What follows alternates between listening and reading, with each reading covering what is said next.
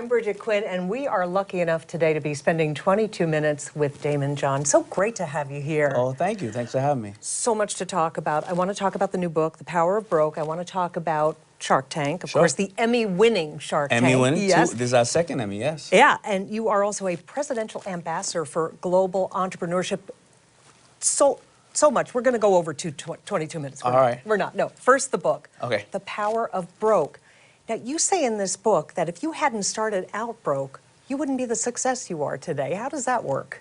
Well, you know what? I think that we all have this concept, or we've had this concept in the past, that you need money to make money, you need to be famous, or have somebody in your family that's famous. Mm-hmm. And I always joke and say that, you know, I do have a famous last name, but when I called Elton John and tell him I was his son, there was a couple of reasons he didn't believe that. And so I really didn't have anything to rely on, and that made me hungrier. That allowed me to bring people around me that believed in what I was doing instead of me paying them to tell me yes. Mm-hmm. I made my failures at a very early stage in my career, and I made them very small so I can recover from them. You see, if I would have taken out the $100,000 loan that I eventually did 7 years later, if I would have taken that out day one, I would have blown that money day one.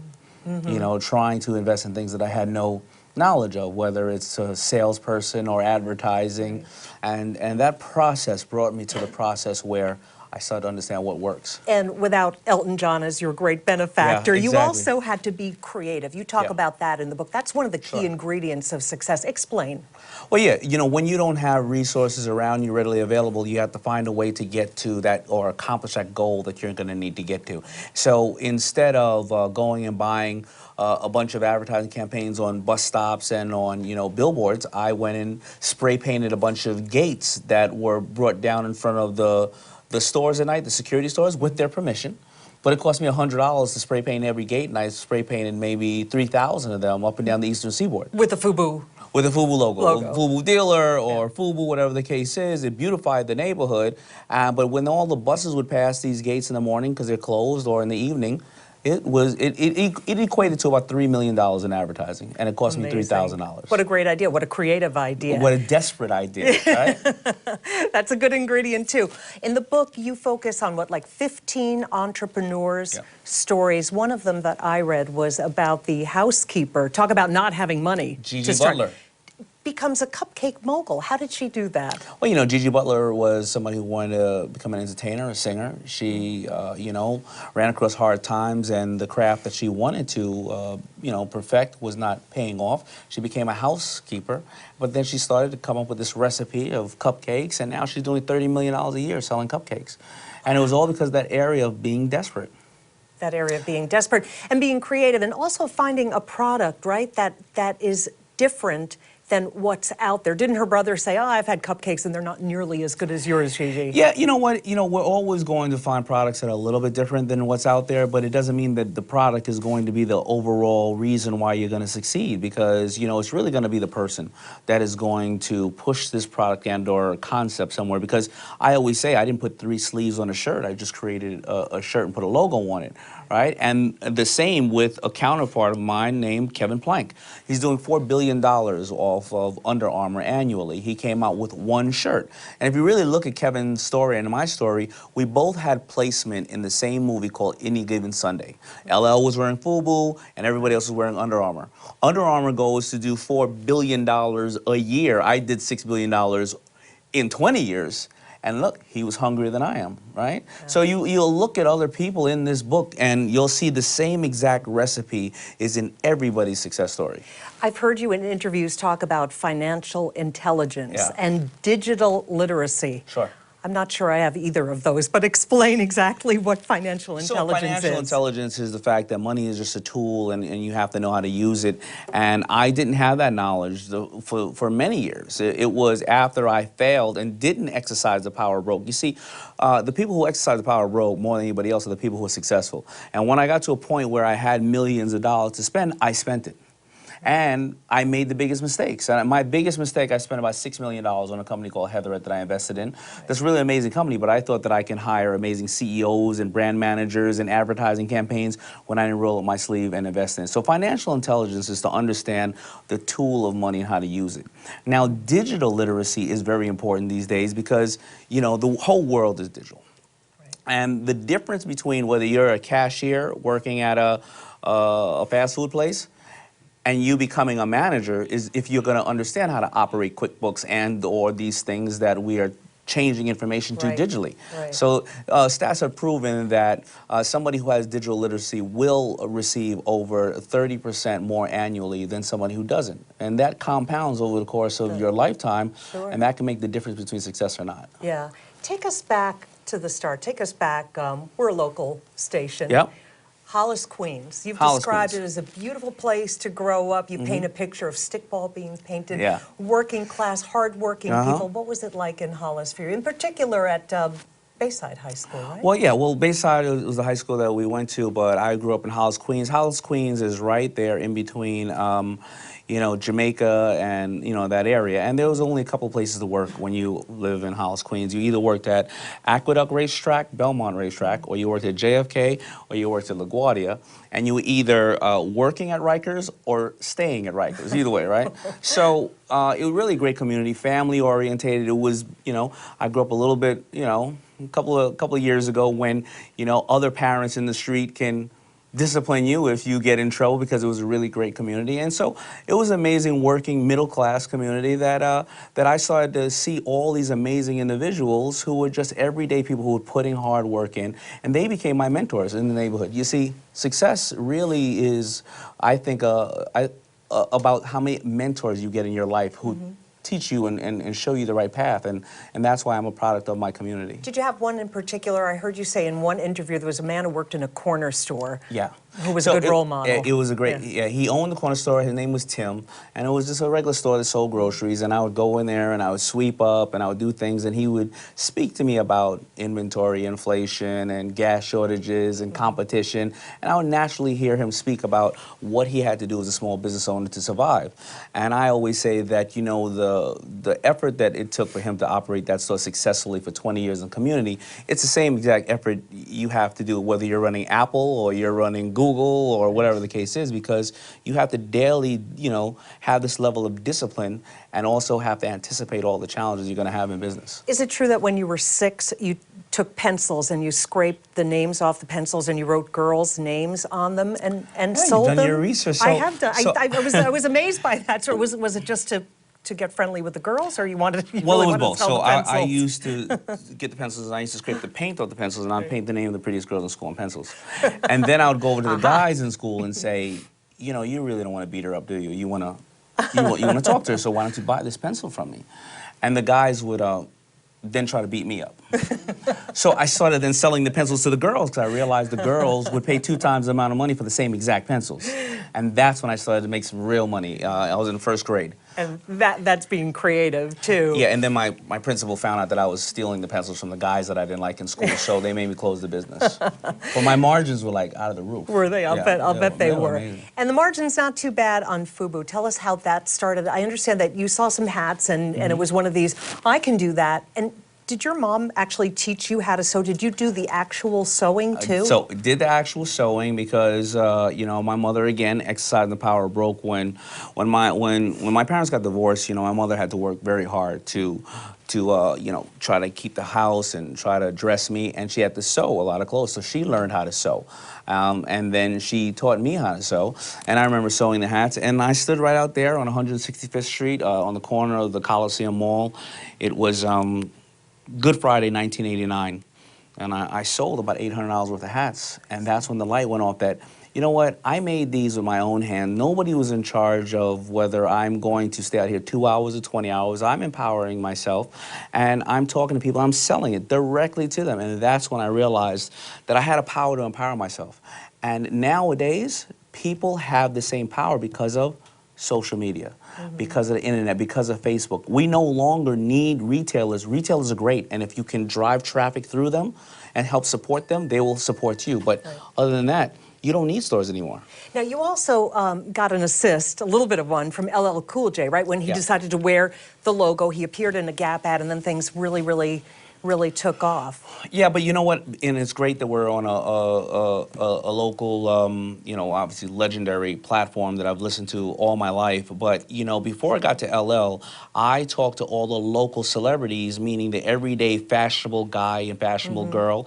And then there was one man, his name is Ralph McDaniels. He's had a show called Video Music Box in our community for the last 20-something years. I don't care who, Jay-Z, Diddy, everybody has begged to go one time or another on Video Music Box. He said to me, I'm gonna give you a shot. He aired a fashion show with my product on there. So now by the time I get to LL Cool J, even if he has questions, he asked the most fashionable guy in the neighborhood, and then Ralph McDaniels, and they said, these kids can't be stopped. You need to be part of this because it's good for all of us. So you get this small community around you, and they will then be your ambassadors and then convince the LLs and everybody of the world that it's something good. Right, and you referred to this before. At a certain point, though, the business, you've said that it wound up with outdated clothes and surplus clothes. Absolutely.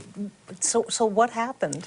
Well, the business, you know, you look at a business, fashion business, you can stay really relevant as a clothing line 3 years, 5 years, 7 years. Okay, we know there's your unicorns like Ralph Lauren and Nike and Louis Vuitton, but most of the companies stay about that long. And we started to just gather a lot of inventory. Oh, we're bigger than we are, or we're more comfortable, people buy it, and fashion is very fickle. Right. Turned around one day, there's $50 million worth of inventory that we have to get rid of, and nobody's paying the same price for FUBU anymore, so it's really a value of $20 million. And then if we go and ship this stuff, or this $20 million worth of stuff to stores, well, why go to this department store and buy it for $60 when you can find it in an off-price place for $8? And that corroded the brand. So we had to pull the brand back and kind of distribute more overseas and wait for the brand to come back because cycles are 10 years in every fashion. But you have to think like that. You see, if you're not operating the power of broke, a lot of clothing companies, you know what they would have done? Let's spend $5 million in advertising. Let's just throw more money at something more money that's at the not, curb, and the kid or the person buying fashion, they don't care about the advertising. They care how relevant the fashion is and how it's going to be perceived when they wear it. Right? So that's the operating the power of broke. They're all about the trends, the kids. Exactly. You got to be on it. Let's talk a little bit about Shark Tank. As we said, 2 Emmys, and you have a great cast of characters there. Is it true that you didn't audition for there, I did not. and that you passed on it because you were working with the Kardashians? Is that true? Well, yes. So first of all, I passed on it because you know, when I found out that we were going to spend our own money, I said, well, I thought I was going to get paid to be on television, right? But then that was '08, and things were going. It was challenging. I had 10 clothing companies. 8 of them weren't doing well because nobody was buying clothes and they can't pay their mortgage. All right, so I said to myself, I'm only getting pitched clothing companies. I need to get pitched other things because when I go to Macy's, I want to sell them clothes, and then I want to sell them cosmetics, electronics, and soft drinks. So I said, all right, I'll do it. But I was at that time, I was representing the Kardashians, and I was representing all their product integration in their television shows, and I had promised to go on 1 or 2 shows. And ABC said, you can't do any other show but ours. And so I passed initially. And then I think it was Khloe Kardashian found out, and she basically fired me from the show because she said she would never get in my way.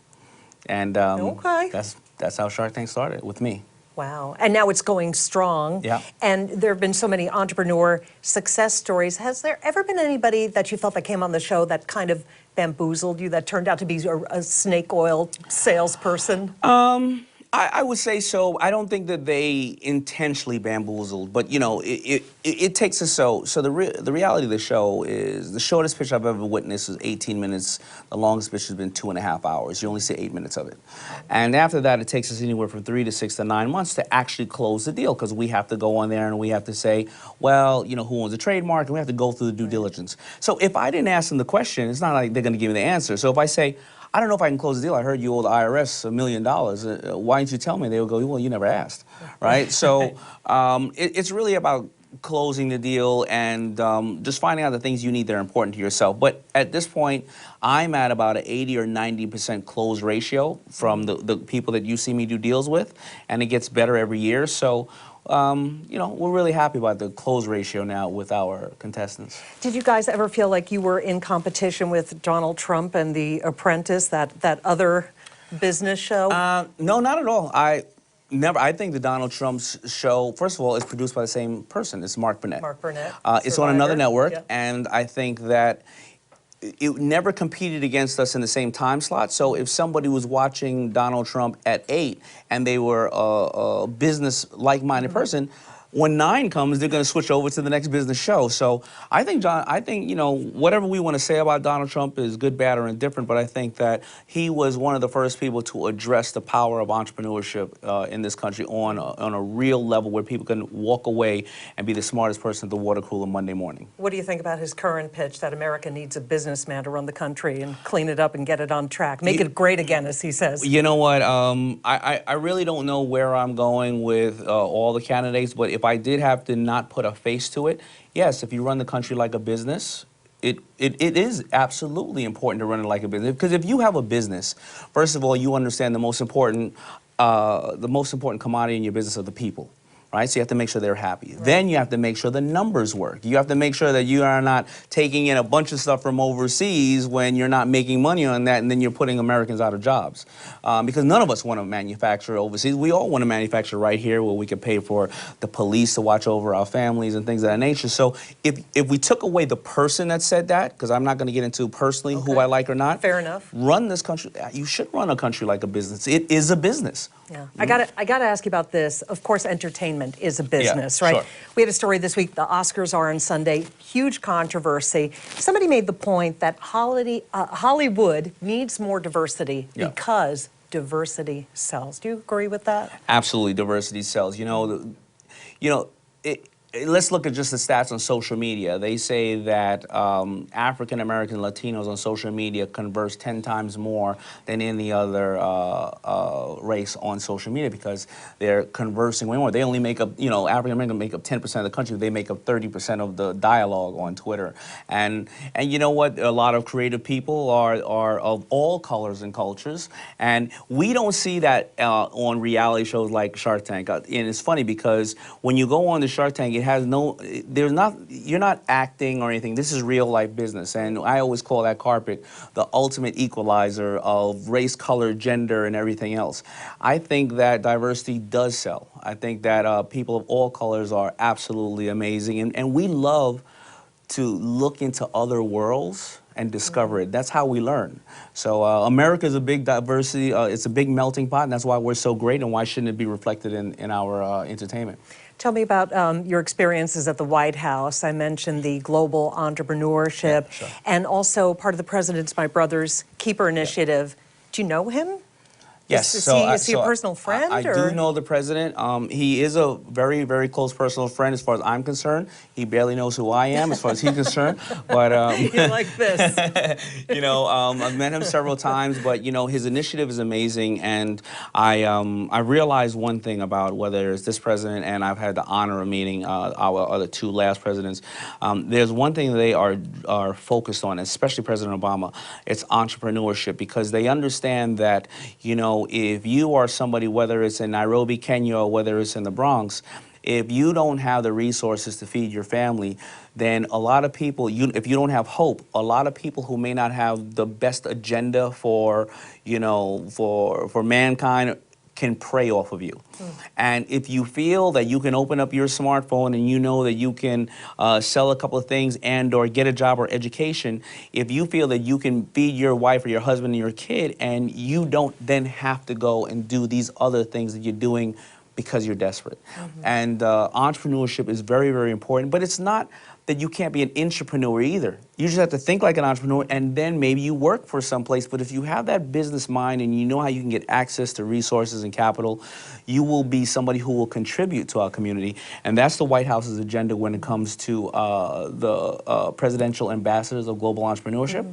And President Obama's My Brother's Keeper's theory is that if you get African American and Latinos, minorities, but anybody else too who's having challenges, if you get them up to a the proper reading level by 3rd grade, stats have shown and proven that they will have more of a chance to go into higher education. And he wants to break the cycle of cribs to corrections and turn it into cribs to colleges. And that's his initiative today and long after he's out of office. Are you going to watch the Oscars on Sunday? Of course I'm going to watch the Oscars. You know, I'm part of ABC, and I told them if everybody wants to boycott, then I will go sit in the front seat, and the camera could come on me all the time, and then you'll have somebody in the crowd. Tough job for Chris Rock, though, no? No, you know what? If anybody can handle it, it's going to be Chris. He's the guy. Yes. And if anybody can sell a book, it's you. The Power of Broke. Now, this is your third book, correct? This is my third book, and this book has resonated with so many people. It's so amazing. It's bigger than me. I mean, it is New York Times bestseller list. It also #1 in the Wall Street Journal. But what I'm finding out that so many people resonate with it. At first, I was afraid of the title. I thought people would say, I don't want to concentrate on when I'm broke, or oh, I don't want to hear Daymond's story. And it's not my story. It's 15 other amazing people here who had absolutely nothing, from social media people to as I said, Kevin Plank. And when I'm going out now and doing these book signings, like I'm doing one today, I'm seeing 300, 400, 500 people come out, and you know what they're doing? They're networking. They're bringing out their cards, they're bringing out, and they're finding investors and somebody who can design their website and somebody who could distribute their stuff, and it's becoming tweeting each other. Yeah, it's bigger than me. Right? I'm over here like, yeah, I'm over here signing, and they're like, yeah, whatever. We're hanging out, and so it's really something amazing. And I just want people to know that you don't need money to make money. Stats have shown that actually money can hurt you. And you know, a friend of mine said something like, if you went and played blackjack today, do you go to the $1,000 minimum hand table first, or do you start off playing 5s and 10s? And this is about starting off with 5s and 10s, and then getting up to the time when you can play $1,000 a hand.